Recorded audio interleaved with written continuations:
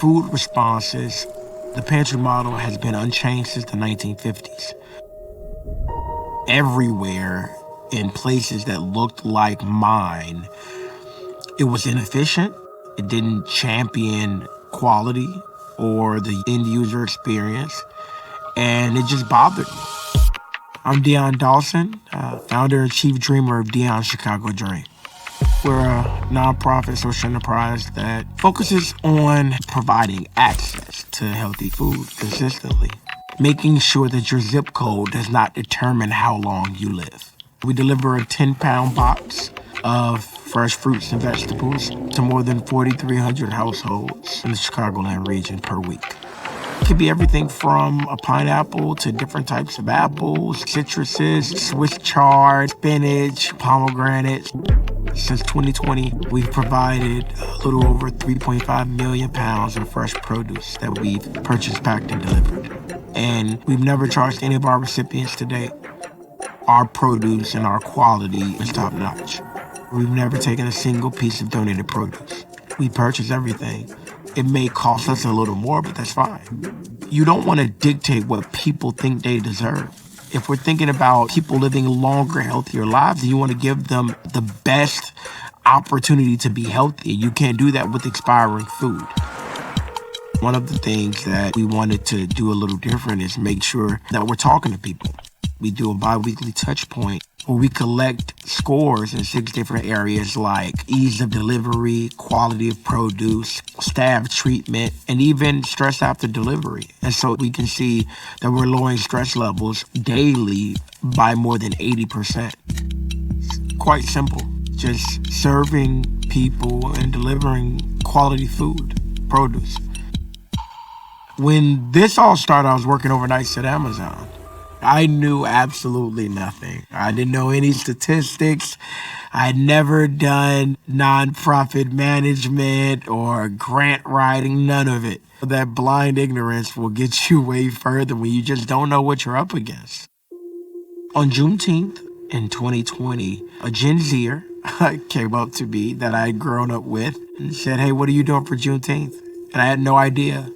You know, I tried to kind of play along, but he said, "No, what are you doing?" And I just said, "I'm going to feed 100 families." I didn't think about it. I don't know where it came from.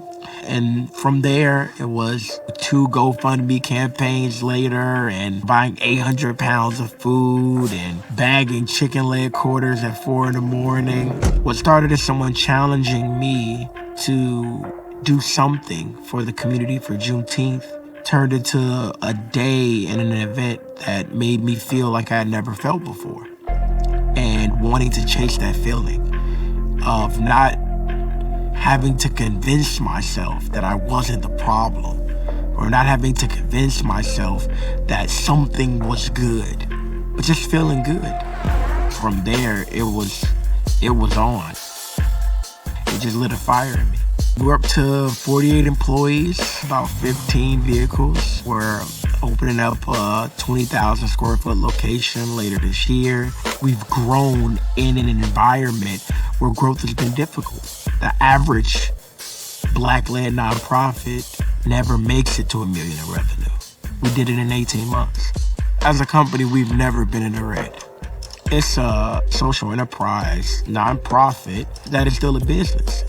Early on, it was really about individual donors and grants. And then over the years, we've tried to continue to figure out how to diversify the revenue so that we can be sustainable. We've never missed a payroll. We've never lost an employee. We've never had a volunteer. I just think that if someone does a job, they should get paid for it. It's a commitment back to people. Without a wealth building vehicle attached to whatever social impact work you're doing, then you're just perpetuating the circumstances that you're trying to fight.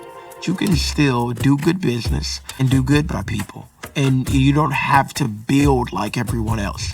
There were so many people early on that tried to guide us into taking donated food, into using volunteer hours and trading board seats for money. And because of us rebuffing a lot of those things, here we are almost 5 years later, and this work has really not only defined a lot of people's lives, but it's allowed me to wake up and go to sleep knowing and never questioning I have no goals.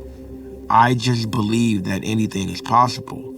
Part of just being a dreamer is understanding that I decide what I focus on. We've gotten the opportunity to write our own story. It's really about joy, happiness, being okay, knowing that you gave everything you had. All of these are things that are important and we don't champion them enough. It's always about reminding each other what difficult is. A difficult day as the chief dreamer of Dion's Chicago Dream pales in comparison to the worst day I've ever had as Dion Dawson. You evolve, you learn. This is the first time in my life where I can honestly say I've never stopped learning. Every single day, I learn.